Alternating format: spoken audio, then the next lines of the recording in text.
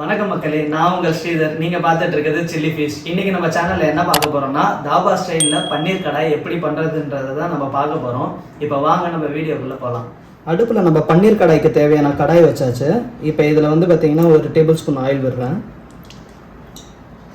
ஒரு பெரிய வெங்காயத்தில் பாதி ஸ்ப்ரிங் டைப்பில் வெட்டி வச்சுருக்கேன். இதை போட்டு லைட்டாக வதக்கி எடுத்துப்போம்.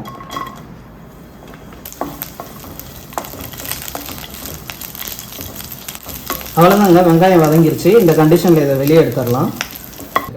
அடுத்து பெரிய கேப்சிகமில் பாதி வெட்டி வச்சுருக்கேன். இந்த மாதிரி பெருசு பெருசாக வெட்டி இதையும் லைட்டாக வதக்கிக்கலாம். நம்ம கேப்சிகமும் இந்த அரை வேர்க்காடாக வெந்துட்டால் போதும். இப்போ இதை நம்ம வெளியே எடுத்துக்கலாம். இப்போ இன்னொரு டேபிள் ஸ்பூன் ஆயில் விட்டுக்கிறேன். பார்த்தீங்கன்னா 200 கிராம் நான் பன்னீர் எடுத்திருக்கேன். கியூப்ஸாக வெட்டியிருக்கேன். பன்னீர் பார்த்தீங்கன்னா கொஞ்சம் சாஃப்டாக இருக்குது, அதனால இதை லைட்டாக நம்ம இதில் ஃப்ரை பண்ணிக்கலாம் ஆயிலில்.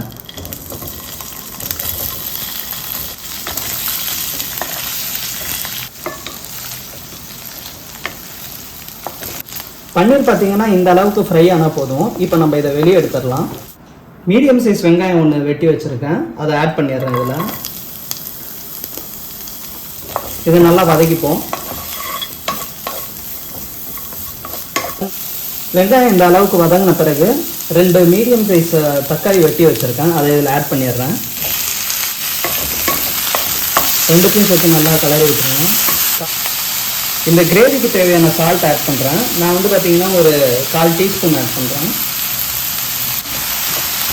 இப்போ இதை நல்லா குக் பண்ணுவோம். இப்போ இந்த கிரேவி வேகிறதுக்கு கொஞ்சம் நம்ம தண்ணி ஆட் பண்ணிடுவோம். நான் பார்த்தீங்கன்னா ஒரு 100 ml ஆட் பண்ணுறேன்.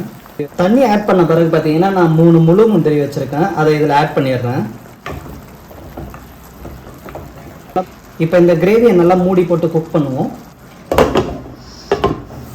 இப்போ பார்த்தீங்கன்னா நம்ம கடாய்க்கு தேவையான மசாலா வந்து நல்லா குக் ஆயிடுச்சு.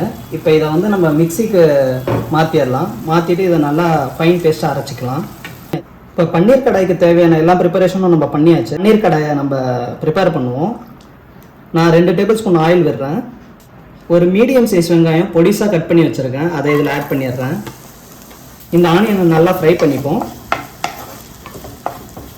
ஆனியன் இந்த மாதிரி லைட் கோல்டன் ப்ரௌன் வந்த பிறகு நான் வந்து ஒரு 3/4 tablespoon ginger garlic paste add பண்ணுறேன்.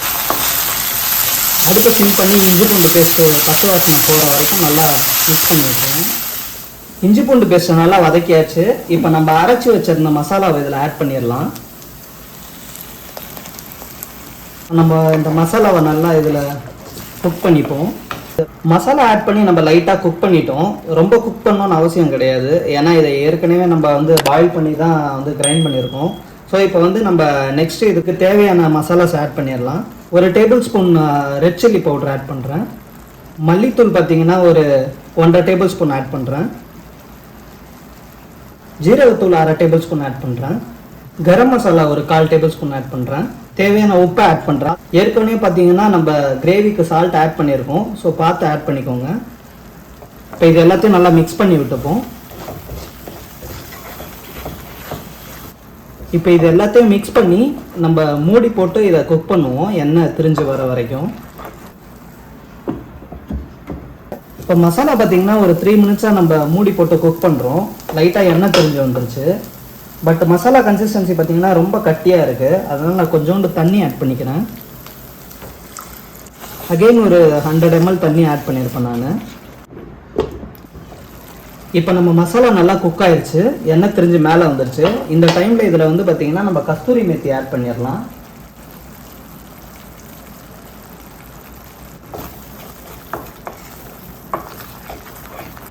கஸ்தூரி மெத்தி ஆட் பண்ண பிறகு நம்ம பன்னீர் ஆட் பண்ணிடலாம். இதில்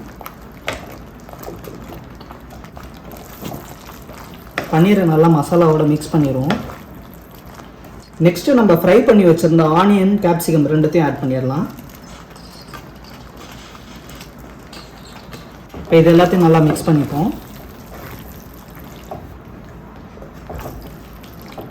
இப்போ வந்து பார்த்தீங்கன்னா இதில் வந்து நான் ஒரு பட்டர் ஒரு பெரிய க்யூப் ஆட் பண்ணுறேன்.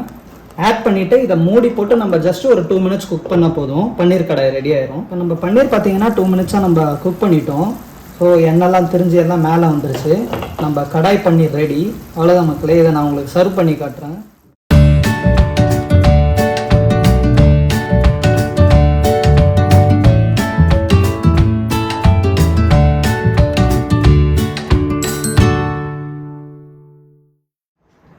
மக்களே, கடாய் பன்னீர் ரெடி. நீங்களும் கடாய் பன்னீரை உங்கள் வீட்டில் நான் சொன்ன அளவுகளோட செஞ்சு பாருங்க, நல்லா வரும்.